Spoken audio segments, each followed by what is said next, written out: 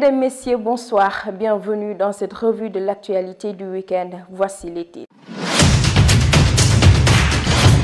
Élargissement de la route des Niayes, VDN et l'axe Padoua, aéroport de Yoff. Le Premier ministre Amadou Ba a procédé ce samedi 25 novembre au lancement des travaux pour améliorer la fluidité et décongestionner les axes majeurs de la capitale sénégalaise. Le président du groupe parlementaire Yewwi Askan Wi, Birame Souleye Diop, n'a pas mis de gants en s'adressant au ministre de la Justice, Maître Aïssata Tall Sall, lors du vote de son budget du ministère de la Justice. Cette dernière n'a pas hésité à son tour à dispenser un cours magistral aux parlementaires. L'actualité internationale de cette revue nous mène en Chine où nous parlerons santé avec cette épidémie et de la grippe respiratoire qui fait frayeur et rage et qui met tout le monde aux aguets. Le développement, c'est tout de suite après le jingle. Plusieurs sentiers lancés ce week-end à Dakar par le Premier ministre Amadou Ba pour décongestionner certaines artères de la capitale sénégalaise comme l'autoroute A1, la nationale 1 et la VDN 4. Suivons ce reportage de notre correspondant. Au Sénégal, le Premier ministre Amadou Ba a donné le coup d'envoi samedi 25 novembre à Dakar des travaux d'aménagement et d'élargissement de la route des Niayes et des programmes d'amélioration des accès routier à Dakar, représentant un coût global estimé de près de 110 milliards de francs CFA. Lors de son discours de lancement des travaux, le chef du gouvernement a souligné l'importance de ces projets pour le développement du Sénégal, la construction de nouvelles routes, l'amélioration des routes existantes et la mise en place de systèmes de gestion pour des transports plus efficaces dans la capitale sénégalaise. L'aménagement de la route des Niayes consiste à l'élargissement et à l'aménagement de la route des Niayes, rond-point Liberté 6, à la station de Cheikh de Keur Massar, en deux voies sur un linéaire de 23 km, y compris la construction de 47 km de voiries urbaines en pavé, la construction d'ouvrages d'art,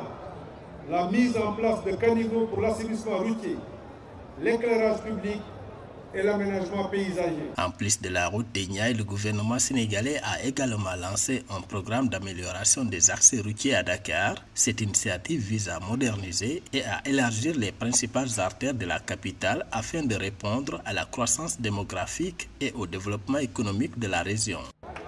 Concernant le programme d'amélioration de la fluidité des axes routiers à Dakar, les travaux concernent la construction d'ouvrages pour améliorer la sortie de l'autoroute vers la Padoua, l'élargissement de la route Padoua-Cissesse en 2 fois 3 voies, y compris l'aménagement paysager et la mise à niveau de la route jusqu'à l'aéroport Léopold Sédar Senghor. L'objectif de ce programme, selon le Premier ministre, est de trouver une solution durable pour décongestionner le trafic à Dakar, améliorer la mobilité urbaine au niveau des villes de Dakar et Diamniadio, faciliter la liaison entre les deux villes et leur raccordement à l'aéroport international de Diass. Birame Souleye Diop, face au ministre de la Justice Aïssata Tall Sall, a manifesté ses inquiétudes au-delà de 1800 dossiers en instruction face à une justice partiale qui devrait pourtant être équitable pour tous. Nous l'écoutons au micro de notre correspondant Tafa Mbaye. Sur les symboles les plus répandus de la justice, il y a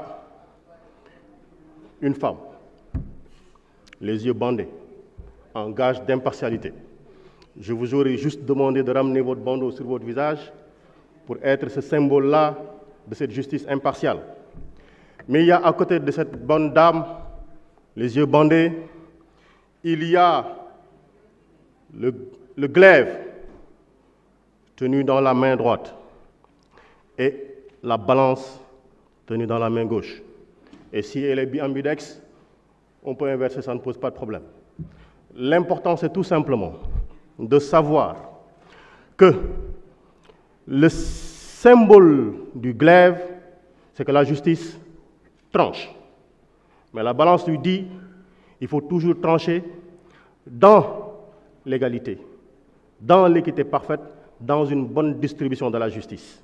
Et ceci, comme on le dit, avec le gage fondamental de l'impartialité. Et la justice est un bien de consommation courante, pour la bonne et simple raison que tous nos contentieux sont amenés devant le juge et fondamentalement, ça ne peut pas manquer. Voici pourquoi, à l'origine de la création de l'État, il avait été mis en place effectivement un pouvoir judiciaire qui devait trancher les litiges. Aujourd'hui même, on évolue vers ce que l'on appelle un droit mou dans le dénouement des litiges avec ce que l'on appelle la médiation. Et c'est l'occasion pour moi de parler peut-être des maisons de justice. Restons toujours à l'Assemblée nationale avec le budget de l'année 2023 arrêté à 92 milliards de nos francs pour le ministère de la Justice. Cependant, Madame le ministre a profité de son plaidoyer pour répondre à Birame Souleye Diop. Nous l'écoutons toujours au micro de notre correspondant sur place, Tafa Mbaye. Et je voudrais venir à la justice politique. Quelle justice politique? Moi qui vous parle, je ne l'ai pas connu, mais quelque temps avant que je ne prête serment, les cours de sûreté de l'État existaient encore. Et vous savez c'est quoi la cour de sûreté de l'État?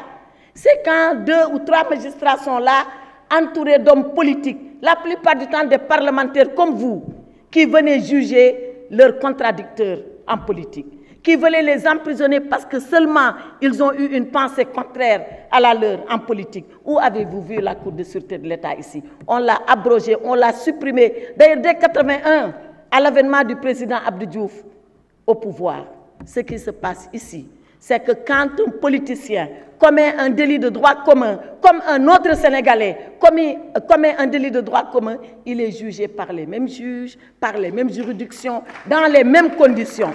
Maintenant, ne me demandez pas à moi de savoir s'il y a une justice pour les célèbres et les grands et une justice pour les petits. Je refuse. Il n'y a qu'une seule justice, et pour les grands, et pour les petits, et pour les célèbres, et pour les anonymes, parce que c'est ça la vocation de la justice. Et le président Birame Souleye Diop me dit la justice est incarnée par une femme. Oui, c'est une déesse qui s'appelle Thémis. Il me dit qu'elle a les yeux bandés. Oui, elle a les yeux bandés. Il me dit qu'il tient un glaive à la droite. Non, il le tient à la gauche, qui s'appelle la funesta. Il me dit qu'il tient la balance à la gauche. Non, il tient la balance à la droite. Elle pèse et elle soupèse. Et quand elle a fini, seulement quand elle a fini, c'est là où elle se bande pour que le glaive s'abatte. Qui qu'on puisse être, riche ou pauvre, célèbre comme anonyme, connu comme inconnu. C'est ça, l'œuvre de justice. Et c'est pour ça que l'œuvre de justice est une œuvre grave. C'est pour ça que l'œuvre de justice est une œuvre qui doit être parcimonieuse. Et elle doit être à équidistance de tous les citoyens, parce que nous sommes tous nés libres et égaux devant la loi. Voilà ce qu'incarne la justice. Vous avez annoncé dans les titres la nouvelle épidémie qui fait rage un peu partout dans le monde, en Chine et dans certains pays européens comme la France, a mis tout le monde sur la défensive afin d'éviter une propagation au niveau mondial. Nos équipes en Chine nous ont fait l'état de la situation. Regarde. Une infection respiratoire sévit en ce moment en Chine.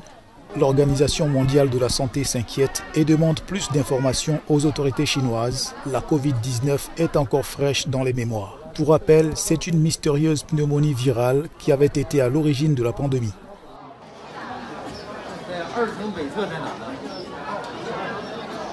L'OMS avait reproché aux autorités chinoises leur manque de transparence lors de l'enquête sur les origines de la Covid-19, dont les premiers cas avaient été constatés en Chine fin 2019. Cette enquête n'a toujours pas abouti à une conclusion définitive.